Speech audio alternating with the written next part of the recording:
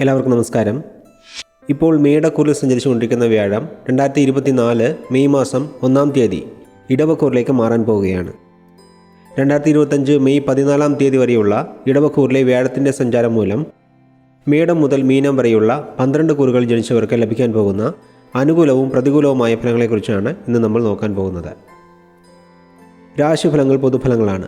ജാതകരീതി നടക്കുന്ന ദശാപഹാര ഫലങ്ങൾക്കനുസരിച്ച് ഇതിൽ മാറ്റങ്ങൾ ഉണ്ടാകും എന്നുള്ള കാര്യത്തെ ഒരിക്കൽ കൂടി ഓർമ്മിപ്പിച്ചുകൊള്ളുന്നു. ശരി, എന്നാൽ നമുക്കിനി വ്യാഴമാൻ്റെ ഫലങ്ങളിലേക്ക് കടക്കാം.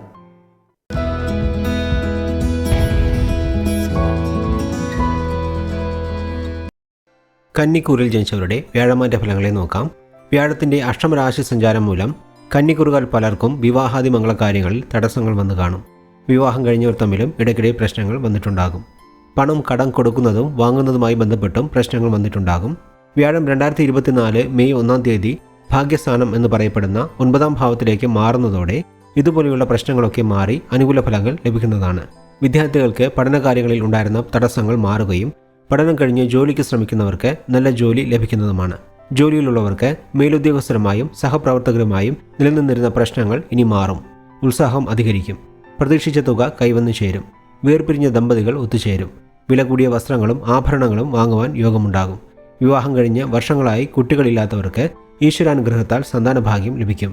പിതാവുമായി ഉണ്ടായിരുന്ന അഭിപ്രായ ഭിന്നത മാറും. വ്യാപാര വ്യവസായ രംഗത്തുള്ളവർക്കും സാമ്പത്തിക നേട്ടമുണ്ടാകും. തൊഴിൽ കൂട്ടാളിയുമായി ഉണ്ടായിരുന്ന പ്രശ്നങ്ങൾ പരിഹരിക്കപ്പെടും. ജന്മരാശിയിലേക്ക് വ്യാഴം ദൃഷ്ടി ചെയ്യുന്നതിനാൽ ദൈവാനുഗ്രഹം അധികരിക്കും.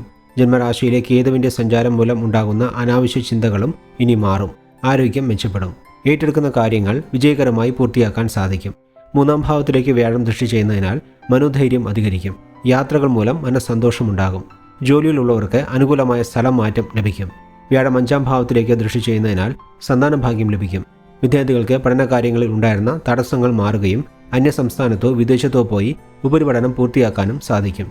2024 മെയ് 1 മുതൽ ജൂൺ 13-ാം തീയതി വരെ ഇടവക്കൂറിലുള്ള സൂര്യൻ്റെ നക്ഷത്രമായ കാർത്തികയിലൂടെ വ്യാഴം സഞ്ചരിക്കുന്നതിനാൽ ചെലവുകൾ അധികരിക്കും.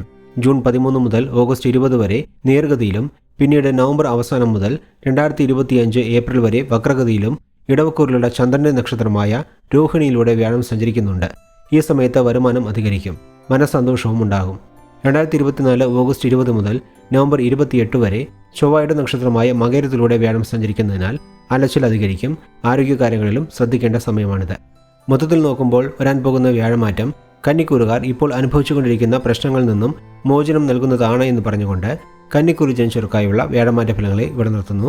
അടുത്ത വീഡിയോയിൽ തുലാക്കൂറിൽ ജനിച്ചവരുടെ ഫലങ്ങളെ നോക്കാം. അതുവരെ എല്ലാവർക്കും നന്ദി, നമസ്കാരം.